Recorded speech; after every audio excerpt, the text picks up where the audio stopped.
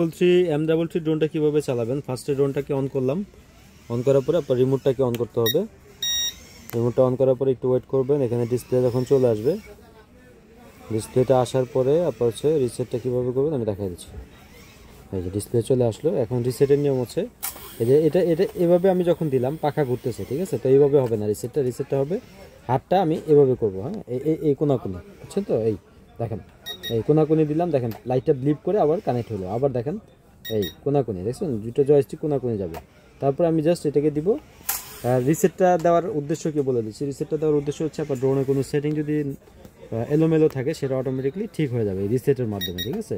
তখন আপনার ড্রোনের কন্ট্রোলটা ভালো পাবেন। এটা দেবেন, পাখা ঘুরবে, এরপর দেবেন ফ্লাই করবে, ঠিক আছে? একদম স্টেবল হয়ে যাবে। রিমোট ছেড়ে দিলে একদম স্টেবল থাকবে, ঠিক আছে? রিমোট ছেড়ে দিলে একদম স্টেবল থাকবে। ক্যামেরা আপ ডাউন করতে চাইলে এটা দিয়ে ক্যামেরা আপ ডাউন করতে পারবেন, ক্যামেরা নিচে উপরে করতে পারবেন, ঠিক আছে?